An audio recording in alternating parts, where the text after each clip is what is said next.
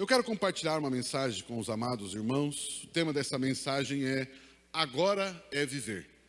Ou seja, o que fazemos, como vivemos, depois que somos salvos, depois que recebemos a salvação em Cristo Jesus, temos uma vida para viver. E aqui eu vou trazer aqui alguns pensamentos sobre essa decisão, sobre essa prática. Então abra o seu coração. Eu quero ver se eu tento conversar, na verdade quero conversar com você, quero explanar aqui alguns assuntos com você e vai ser bem interessante. Romanos capítulo 12, versículo 2, um texto quase que sabemos de cor, é um texto conhecido. Romanos 12, versículo 2 diz assim: não se amoldem ao padrão deste mundo, mas transformem-se pela renovação da sua mente, para que sejam capazes de experimentar e comprovar a boa, agradável e perfeita vontade de Deus. Amados, esse texto ele fala sobre uma renovação, uma transformação, uma renovação de pensamento, de mente, uma forma de pensar, uma forma de mudar a forma de pensar, não ter uma forma de pensar e ganhar uma forma de pensar. Ou seja, eliminar o padrão do mundo e ter o padrão do reino, padrão celestial, padrão do próprio Deus. E ele diz que assim poderemos experimentar a boa, perfeita e agradável vontade de Deus. Mas esse texto é um dos textos bíblicos que sugerem uma ação do crente. Esse texto ele fala, por exemplo, não vos conformeis. Depois ele fala, transformai-vos. Ou seja, são textos que mostram uma ação do crente. Uma ação que se deve tomar. Uma expectativa de que há algo que o cristão, aquele que aceitou Jesus, aquele que nasceu de novo, uma ação que cabe a ele fazer. Ou seja, uma ação depois da salvação. Ou seja, a salvação foi Jesus que fez. Não tem como você e eu se salvar. Não há como você e eu mudar a nossa vida do ponto de vista da salvação. Só Jesus pode fazer isso e já o fez. Ou seja, Deus em Cristo Jesus realizou toda a salvação e a partir daí criou um novo homem, uma nova criação, que a Bíblia chama. Um novo homem. Sim, existe um novo homem, né? Existe uma nova criação. Mas há muitos textos como esse que eu li, que sugerem uma ação do crente, uma responsabilidade a ser atendida.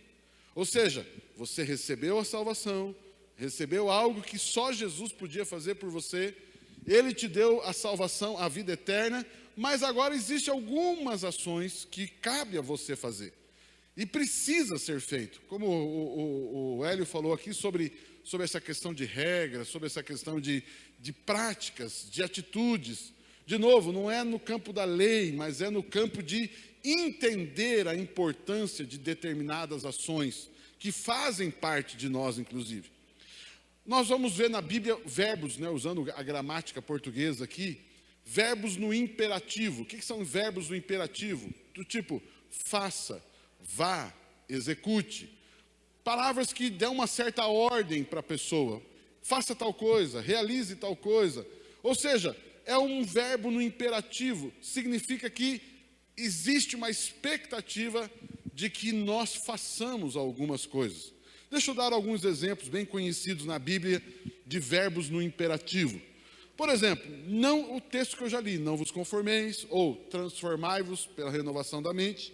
Existe um bem famoso que você conhece, orai e vigiai. A Bíblia diz, ore, vigie. Ou seja, Deus não vai vir orar por você. Deus não vai vir orar por você, é você que ora. A Bíblia também diz, vigiai. Ou seja, você precisa estar vigilante na sua vida, atento. A Bíblia também vai dizer o seguinte, não deixe de congregar. Isso é uma expressão bíblica que Paulo vai falar para a igreja. Não se afaste, ou seja, congregue. Evite toda e qualquer atitude, o sentimento que te afasta de estar junto com a igreja. Não deixe, é uma ordem. Ninguém vai fazer isso por você. Você que faz. Outra palavra, outro conselho no imperativo é perdoai-vos. A Bíblia vai dizer, perdoe. Ou seja, também Jesus não vai perdoar no seu lugar. Jesus já perdoou aquela pessoa que te magoou, mas agora é você que tem que perdoar ela. Nós temos que perdoar, é uma ação minha, uma ação nossa. Outro texto muito, muito conhecido é amai-vos uns aos outros. A Bíblia diz, ame, ame. Ou seja, nós precisamos amar as pessoas, faz parte de nós. E tantos outros textos no imperativo. Precisamos então estar atentos ao que temos em Jesus pela graça. Temos que estar atentos ao que recebemos de Jesus através da graça, mas também temos que estar atento ao que faz parte da nossa ação, da nossa responsabilidade, da nossa relação com tudo isso. Ou seja, você foi salvo, seu nome escrito no livro da vida, você se tornou filho, filha de Deus, herdeiros de Deus e cordeiros com Cristo, mas existe também algumas expectativas de ações que devemos ter. Esses conselhos nesse texto e em outros, principalmente nesse, nos ajudarão a entender o que eu estou tentando falar com você. Aplicar tais práticas é também o usufruir e honrar aquele que nos agraciou. Ou seja, quando você perdoa alguém, você não somente está fazendo algo que se deve fazer, que faz parte de você, mas isso também glorifica o Senhor, honra o Senhor. Amados, porque as pessoas vão pensar, por que você está perdoando? Porque eu aprendi com meu pai. Por que você está perdoando? Porque isso faz parte da vida que eu recebi. Isso glorifica e enaltece ao Senhor. Tudo que Deus fez, tornou, e agora eu quero entrar a partir de agora num tema bem interessante. Tudo que Deus fez, tornou o nosso espírito perfeito, como Jesus é perfeito. Queridos, isso que eu estou falando aqui é o seu espírito. Deixa eu fazer aqui uma breve explicação. O ser humano é composto de 3 partes: espírito, alma e corpo. Ou seja, espírito é aquilo que nasceu de novo dentro de nós. Ou seja, o verdadeiro eu é o nosso espírito. A nossa alma são sentimentos, vontades, emoções. Sentimentos e vontades e emoções estão no campo, estão dentro da alma. E existe o corpo, que é o que você vê, o que você está vendo de alguém do teu lado, que você tem esse contato com esse mundo terreno, é o seu corpo. Quando eu disse aqui que Deus fez, o que Deus fez tornou o seu espírito perfeito, assim como Jesus é perfeito. Queridos, dentro das 3 partes de você, eu quero dizer algo assim, o seu espírito, ele é 100% perfeito. Amados, não há falha nenhuma no seu espírito. Amados, se conseguisse fazer um exame de DNA no teu espírito, daí iria lá, Jesus. Amém não? Amém? Ou seja, perfeito, sem defeito algum. No seu espírito tem tudo que você precisa, tem tudo que Jesus é. Nós somos justos, somos santos, poderosos no nosso espírito. Ali no nosso espírito. Essa é a pessoa que Deus considera e com quem se relaciona. Ou seja, Deus, quando vai conversar com Alex, por exemplo, ele não conversa com a alma do Alex. Ele não conversa com o corpo do Alex. Ele conversa com o espírito do Alex. E quando ele conversa com o espírito do Alex, nessa conversa não existe de Deus e com o espírito do Alex, não existe a mínima percepção ou consideração de Deus de que o Alex é imperfeito. Ou seja, quando Deus chega para o Alex e fala assim, Alex, perdoe. Queridos, Deus não vê a mínima incapacidade de perdoar. Se Deus move, o Espírito de Deus move o Alex a curar alguém, esse mover que eu digo, acontece no Espírito do Alex. Ou seja, quando Deus olha para o Alex e o Espírito de Deus move o Alex para orar por um enfermo, queridos, o Espírito de Deus tem plena certeza de que a pessoa será curada. Por quê? Porque ele está olhando para o espírito do Alex. Alguém está ouvindo isso, não? Eu só estou aqui ilustrando para você como é que funcionam as coisas. Deus trata você a partir do que você é no teu espírito. Ele conversa com você a partir do que você é no seu espírito. Por isso que muitas vezes quando você diz, eu não consigo, eu não posso, ou não é assim, Deus olha para você do que você está falando. Do que você está dizendo, eu não entendo você. Lógico que ele entende, entenda bem, ele entende, lógico, Deus é maravilhoso.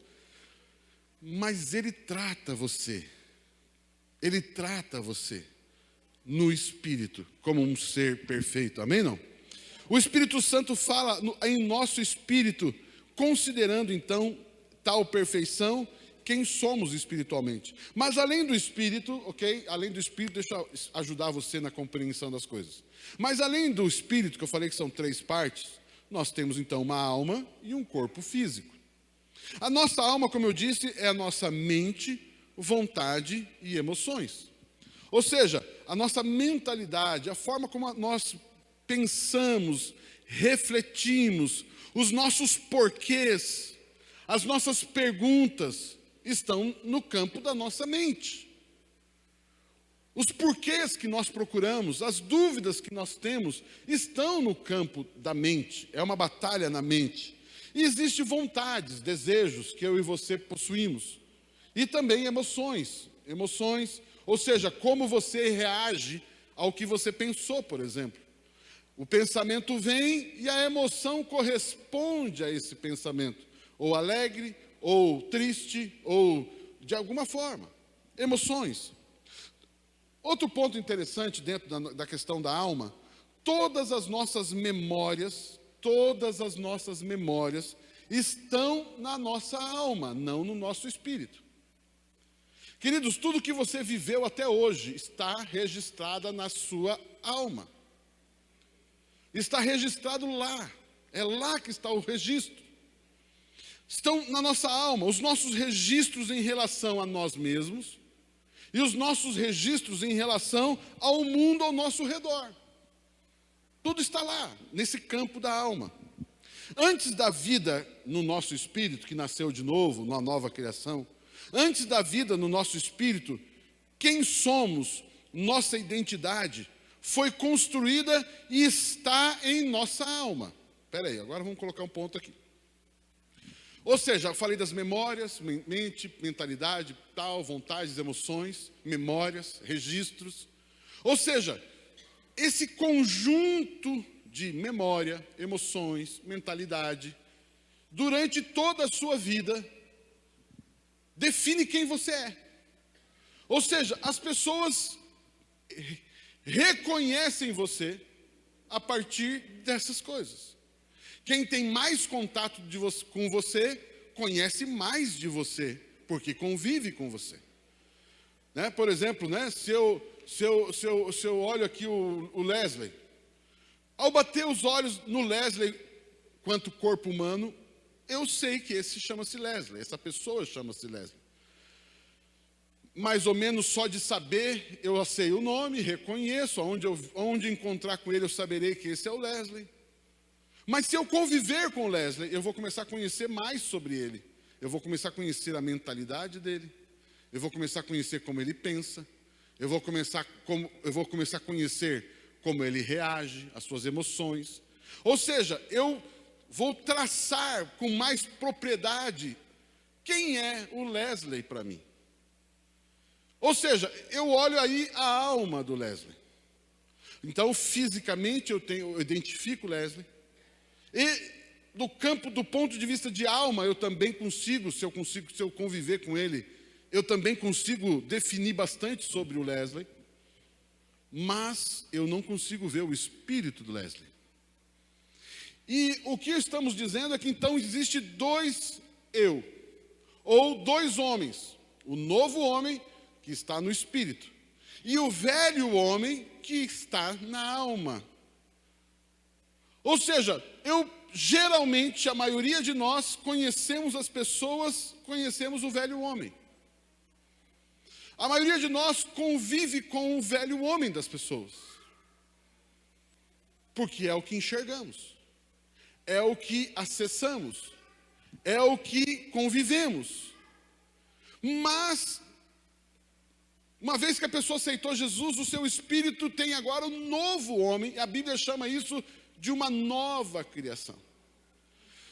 Vamos pegar o Wesley novamente, vamos considerar agora o Wesley nova criação. Salvo em Jesus Cristo, Filho de Deus, amém? Aleluia. Agora o Wesley possui então um novo homem dentro dele. E para Deus, na verdade, nem existe mais o velho homem, porque o velho homem foi crucificado. Amém não? Amém, Wesley? Amém, irmã? Aleluia. O velho homem foi crucificado. O velho Wesley, com quem a irmã casou, morreu.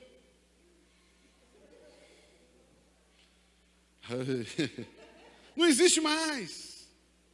Agora só existe o novo Wesley. O Wesley que é a nova criação em Cristo Jesus. Aleluia. Ou seja, se o Wesley começar crendo em Jesus e começar, por exemplo, a entender esses verbos no imperativo, do tipo, perdoe, ame, faça, congregue e por aí vai. Se o Wesley começar a viver ou permitir que o novo homem viva através da alma, viva através do físico, a irmã, por exemplo, vai começar a conhecer um novo Wesley. A irmã vai começar a se relacionar com uma nova pessoa. Por quê? Porque aquilo que está dentro dele, que ninguém vê, se manifestará na alma dele agora. A alma, o próprio físico dele começará a viver o que ele é no espírito. Amém? Vocês estão comigo aqui, não? Então, quando as pessoas agora começam a conviver com esse Wesley, que começou agora a viver, a praticar, a externalizar aquilo que ele tem dentro de si. Amados, as pessoas vão começar a conhecer algo extraordinário. Amém? Não? Entenderam o processo aqui, a dinâmica da coisa? Agora vamos pegar o seguinte, o Wesley aceitou Jesus, é um homem de Deus, só que ele, não é o caso, mas só que ele tem dificuldade de praticar ou viver de fato quem ele é em Cristo Jesus. Ele é santo, ele é filho de Deus, mas ele não consegue externalizar o que está dentro dele. Isso não anula para Deus quem ele é. Deus continua olhando para o Wesley e vendo o Wesley como uma nova criação. Estamos entendendo isso?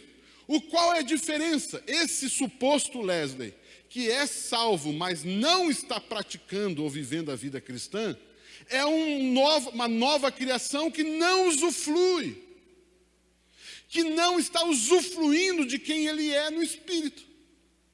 Lógico que ele vai ter consequências de continuar vivendo como velho homem, embora tendo um novo homem dentro dele. Então, quando a Bíblia diz para você e para mim, transformai-vos, por exemplo, quando a Bíblia diz transformai-vos pela renovação da vossa mente, ele está dizendo que é o seguinte, voltando, o texto diz, não vos conformeis com este mundo, ou não siga o padrão do mundo, mas renovai-vos, transformai-vos pela renovação da vossa mente. Amados, quando eu e você caminhamos em direção a isso, amados, nós estamos permitindo que o que está dentro saia. E assim você mesmo comece a perceber e experimentar o que significa esse novo homem. E as pessoas ao seu redor também vão conhecer essa nova criatura. As pessoas também vão conhecer essa nova criação. Alguém está ouvindo essa mensagem aqui? Não? Mas agora quem somos após nos tornar filhos de Deus está então no nosso espírito. E isso aconteceu num piscar de olhos. Quando você e eu nascemos de novo, isso aconteceu no nosso espírito. Então, somos desafiados a viver a partir do Espírito, a partir do novo homem. Então, o segredo aqui está em quê? A nossa alma e o nosso corpo se sujeitar a viver pelo Espírito e não mais pelo eu que viveu até então. Qual é o segredo da vida cristã hoje? é a sua alma, o seu espírito, aliás, sua alma e o seu corpo, se sujeitar ao que tem no seu espírito. Deus vai começar a falar com você no seu espírito, a Bíblia será revelada a você no seu espírito, e isso move você em direção a quem você é. E aí a Bíblia diz, e aí, para que possamos experimentar qual seja a boa, perfeita e agradável vontade de Deus.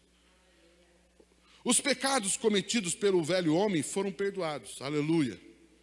Os pecados que esse velho homem cometeu sem Jesus foram perdoados. Outro ponto que eu quero entrar aqui, as maldições. Quando eu digo maldições, eu estou falando de legalidades que demônios têm para agir na vida de pessoas.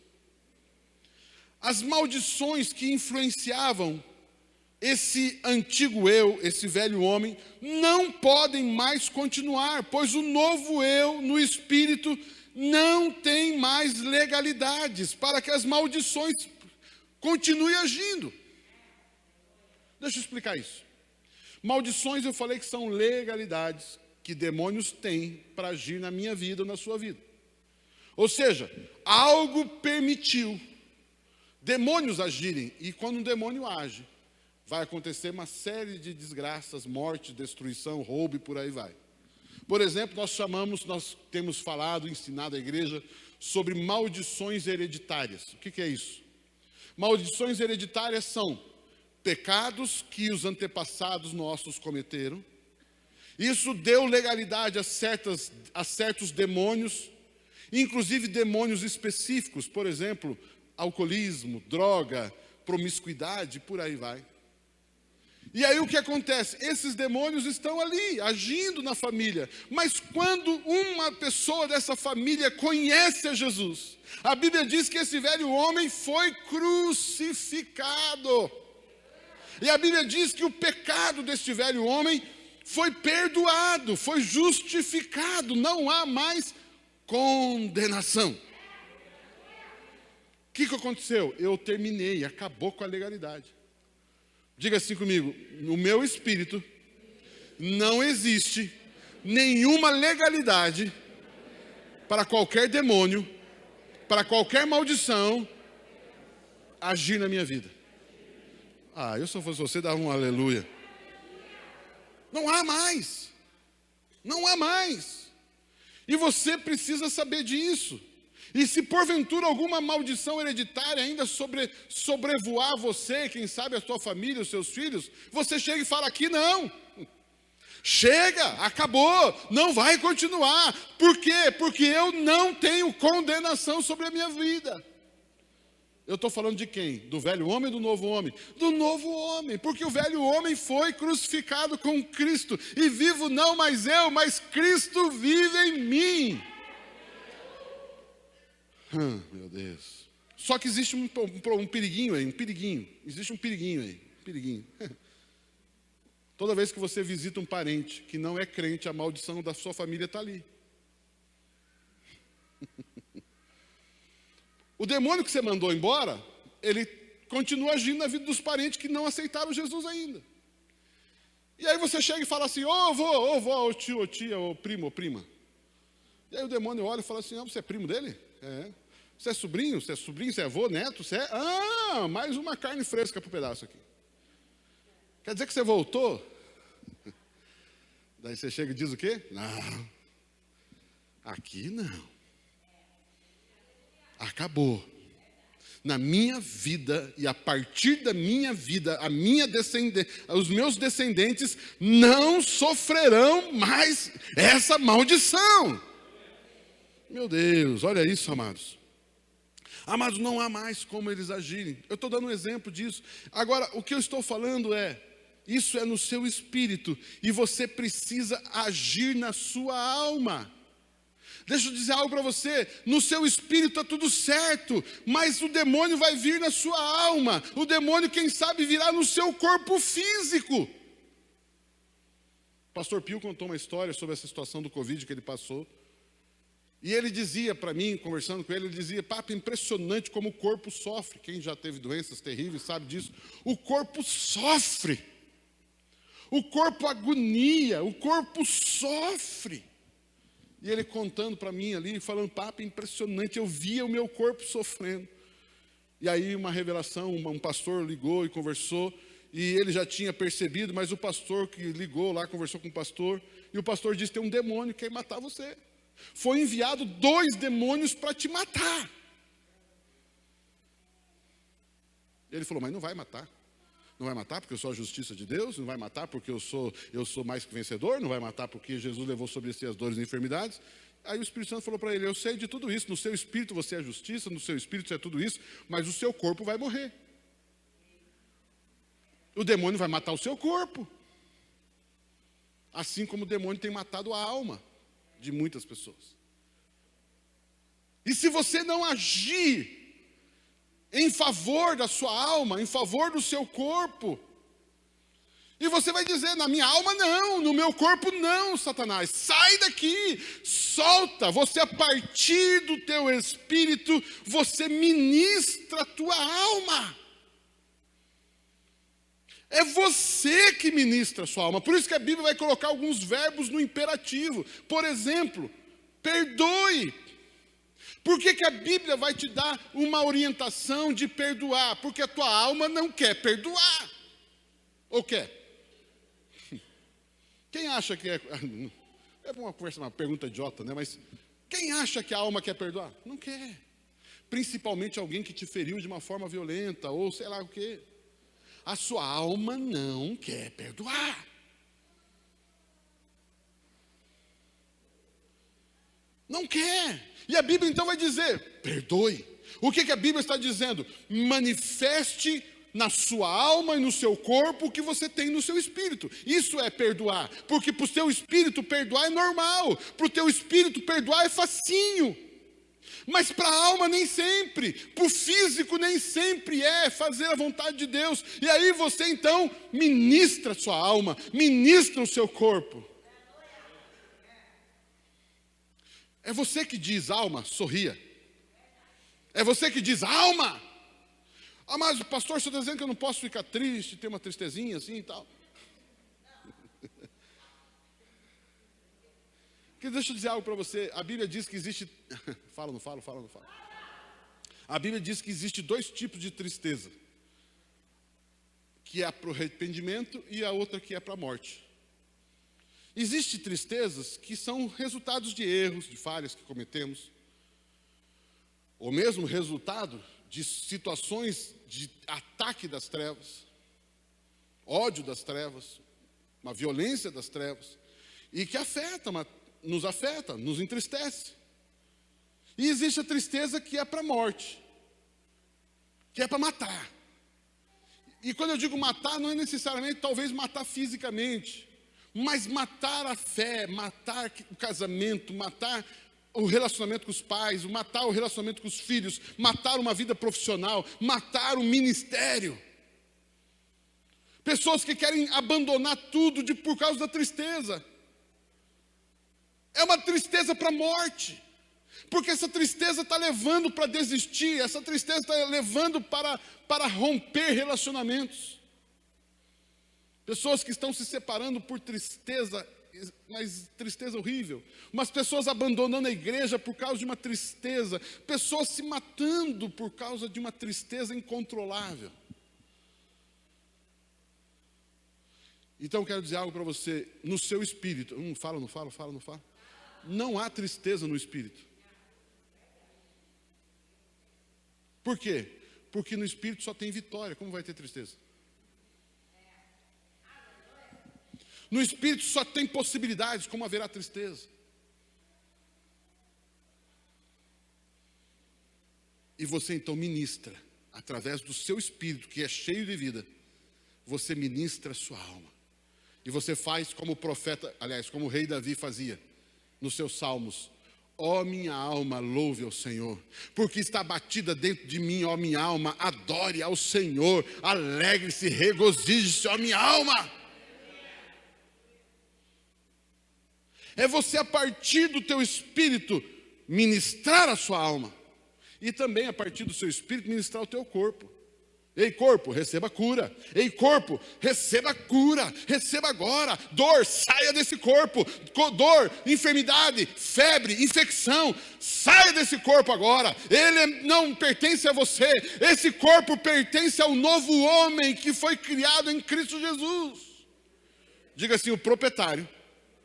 Diga assim, o proprietário do meu corpo e da minha alma é o meu espírito.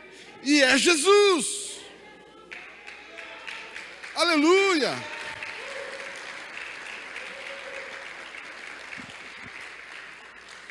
Então, por isso, queridos, uma doença não é bem-vinda. Uma tristeza exagerada, uma tristeza para a morte não é bem-vinda. Sai daí. Queridos, e é um posicionamento.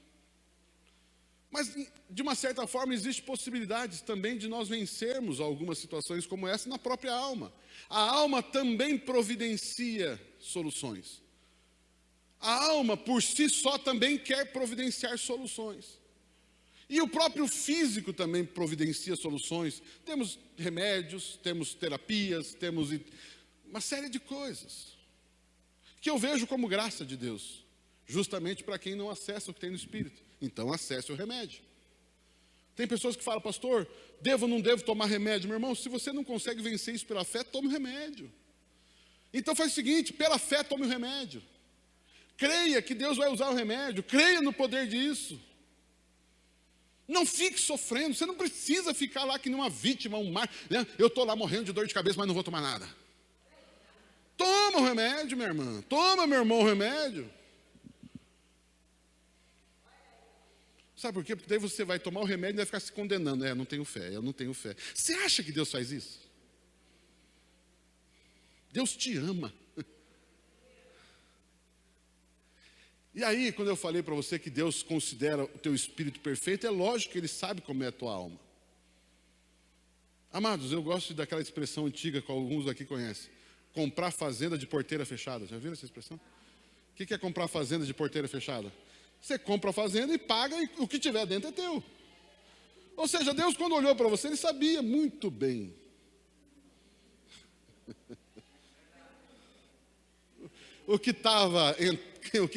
Aonde Ele estava entrando. Ele sabia. E por isso Ele te amou. E eu quero dizer algo para você, Ele amou você. A Bíblia diz, Romanos capítulo 5, diz que Deus nos amou sendo nós injustos. Quanto mais agora que somos justos, não nos amará de uma forma maravilhosa. Ele ama você. Então, querido, deixa eu dizer algo para você. Não torne os processos da vida difíceis. Sim, desafio você, incentivo você. Vença as enfermidades pela fé. Viva pela fé. Busque as curas pela fé. Busque as provisões financeiras pela fé. Creia no sobrenatural de Deus. Ande nesse caminho. Decida trilhar esse caminho que Deus deu para você em Cristo Jesus. Mas se porventura, amados, você está lá e não consegue acessar algumas coisas, meu irmão, continue na paz. Amém? Não? Vocês estão aqui comigo? Deus te ama. Diga a pessoa que está do seu lado, Deus ama você.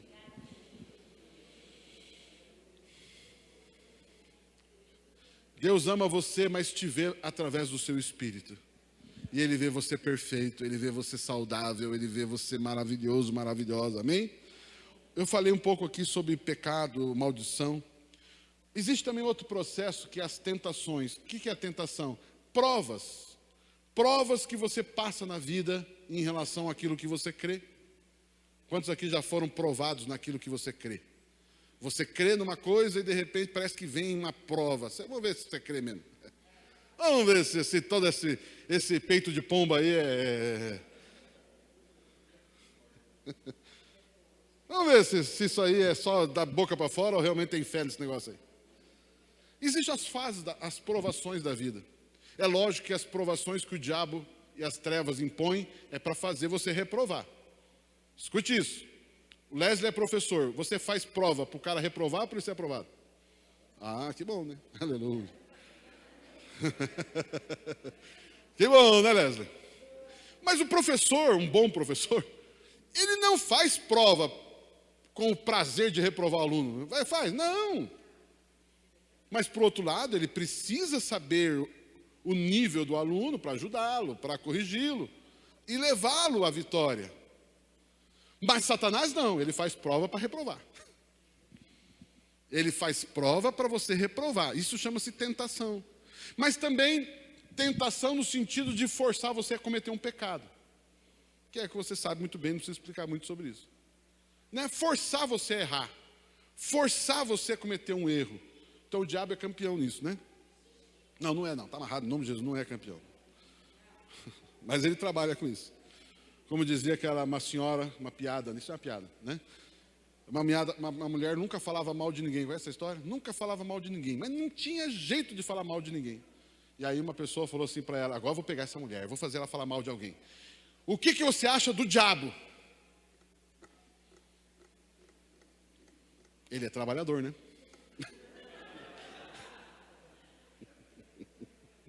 Não falou nem mal do diabo. Isso. Mas deixa para lá. Só uma piadinha para você dar uma risada. Mas cada um, a Bíblia diz que cada um é tentado. Não, você não é tentado no seu espírito, você é tentado na sua alma. O diabo, ele tenta na alma e no corpo também. Desejos impuros, desejos no físico impuro. Ele vai tentar você na sua alma, nos seus pensamentos, nas suas emoções. A Bíblia diz que cada um é tentado segundo a sua concupiscência. Concupiscência significa desejos maus. A Bíblia também diz: crucificaram a sua carne com os seus vícios ou paixões. A palavra fala de vícios. Ou seja, cada um é tentado na alma e não no espírito. Por quê? Porque o espírito não erra. Diga assim: o meu espírito nunca erra e nunca vai errar. Mas a alma erra. A alma comete erros. A alma comete falhas. Ela comete falhas. Ela não pode ser deixada por si só. E elas são vencidas quando a vida do espírito é atendida ou considerada. Então, num processo de tentação ou provação, aonde você recorre para vencer a tentação? No seu espírito. Não é na alma. Você recorre à vida que há no seu espírito para vencer uma tentação. Aí eu vou ficar com um pensamento positivo e vou vencer esse pensamento mal. Vai lá, pensamento positivo, né? Uma praia, vamos lá, uma praia. Mamãe, papai, mamãe, pai, mãe. Minha mãe, meu filhinho querido, então eu não vou pensar coisa errada. Eu vou ficar, meu que...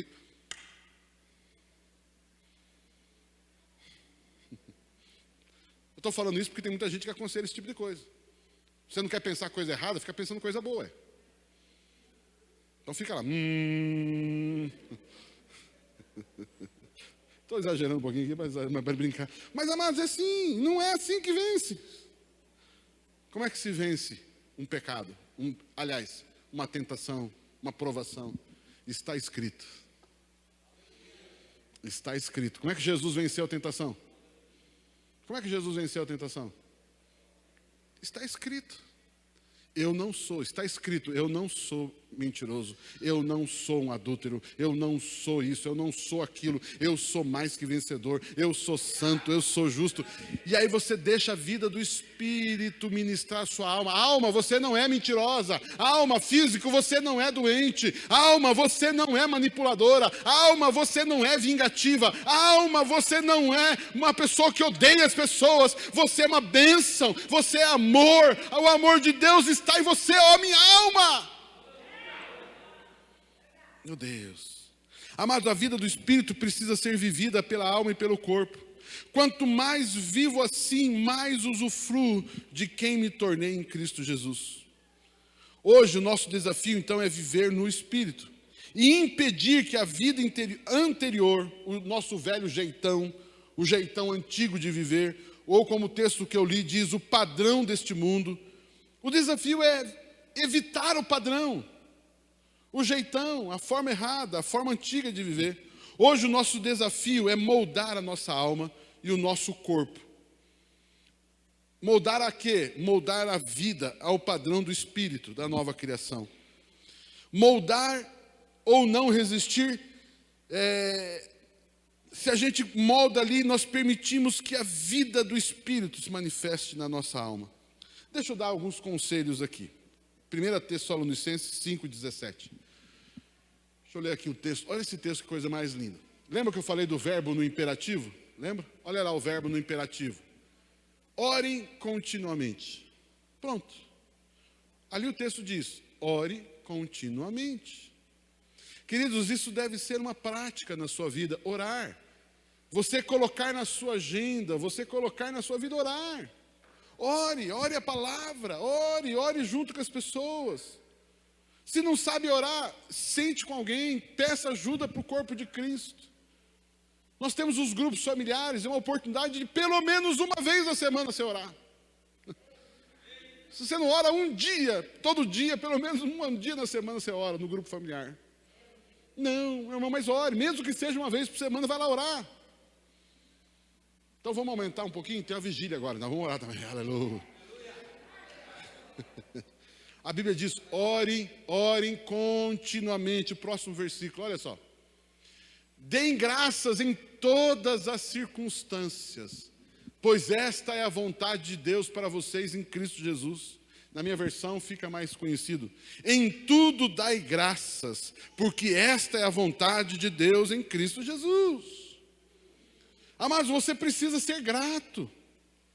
Deixa eu explicar uma interpretação errada desse texto. Esse texto está dizendo, tem pessoas que entendem da seguinte forma: tudo que acontecer, de bom ou de ruim, agradeça. Não, não é isso. Deus não é doido para pedir para você agradecer por uma desgraça que aconteceu. Eu estou agradecendo porque eu perdi tudo. Obrigado, Jesus, perdi tudo.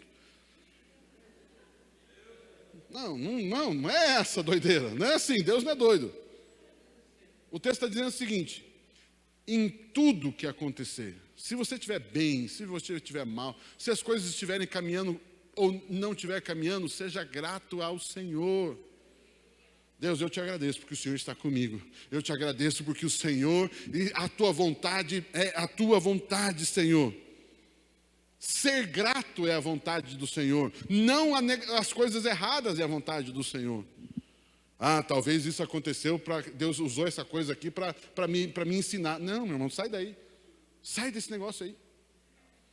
Não é assim, não. Olha o 19. 19 é demais. Não apaguem o Espírito Santo. Não apagueis, não apaguem o Espírito Santo. Fui olhar a palavra apague no original, é apague mesmo. Mas é apague mesmo em que sentido? Apagar uma chama de fogo. A ideia ali é apagar um fogo. É bem isso, apagar um fogo. Mas eu ouvi uma outra palavra sinônima que diz assim: não abafem o Espírito Santo. Quantos já tentou abafar uma fogueira assim para apagar o fogo? Né? Você abafa, tira o oxigênio, você abafa o fogo. O texto está dizendo: não abafem o Espírito Santo. O que significa isso? A sua alma e o seu corpo, não permita que a vida que está no teu espírito não saia. Deixa a chama brilhar, deixa a chama crescer, deixa a vida que está dentro de você fluir. Ore, cultue, adore ao Senhor, converse. A Bíblia diz: entre vós salmodiai ao Senhor, entre vós conversai sobre a palavra de Deus entre vocês. Aleluia. Olha o outro versículo. Não tratem com desprezo as profecias. Uau! Olha que texto diz. Não tratem com desprezo as profecias. Olha que lindo isso. Significa isso. Eu falei ontem aqui no culto de curas e milagres sobre profecia. Vale a pena você ouvir se você quiser, mas vale a pena.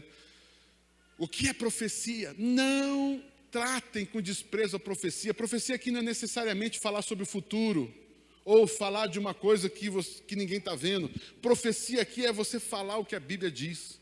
Profecia aqui é você falar o que está no seu espírito, e não falar o que está na sua alma.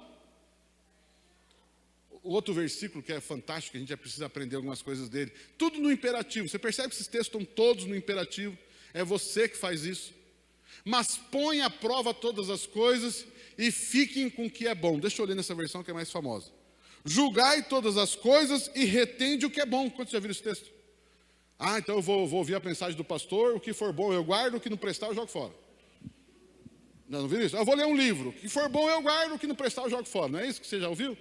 Mas não é isso que o texto está dizendo. O texto está dizendo o seguinte, põe à prova todas as coisas e fiquem com o que é bom. O que é bom? O que é bom é aquilo que vem do teu espírito. Se veio da tua alma, joga fora.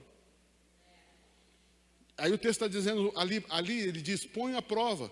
Será que essa atitude que você está tendo vem do espírito?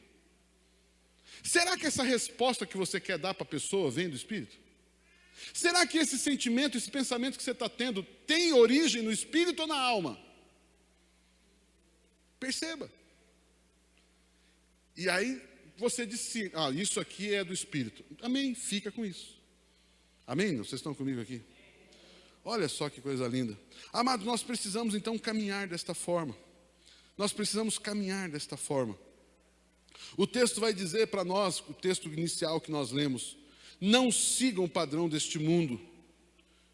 Ou seja, evitem, tome cuidado com os valores, os métodos, os princípios, a mentalidade, os costumes e cultura do mundo sem Deus. Querido, nós estamos vivendo uma época muito interessante. Sempre foi assim, na verdade sempre foi. Mas agora que está acabando tudo, eu percebo que está ficando cada vez mais forte. Queridos, perceba como a sociedade está querendo impor para a sociedade pensamentos. Isso vem através de princípios, valores. A gente olha, por exemplo, a Olimpíadas, né? Queridos, é um jogo, é um esporte, é para ganhar medalha, é para a gente se divertir, é para ver. E coloca ideologia, coloca questões de minorias, questões disso. Para de estragar o jogo.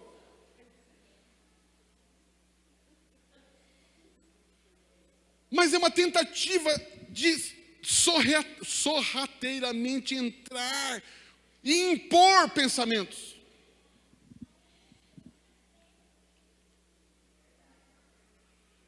Isso é assim. Não, não é. Quem diz que é? Não é. Não, mas o professor diz que é. Não é. Não é assim. Mas se você falar que é assim, é o politicamente incorreto, é não sei o quê, é não sei o quê. Não é. Fique com a Bíblia, fique com o que Deus diz. Fique com o que está no seu espírito. Se você perguntar lá dentro do teu espírito, você vai encontrar a verdade. Evitem, tome cuidado. Isso é cultura, isso é mentalidade, cultura do mundo sem Deus. Isso tem poder de definir um estilo de vida. Cuidado, isso vai definir o teu estilo de vida, o teu estilo de trabalho, o teu estilo de educação, o teu estilo de lazer e o teu estilo de relacionamentos. Vai afetar isso tudo.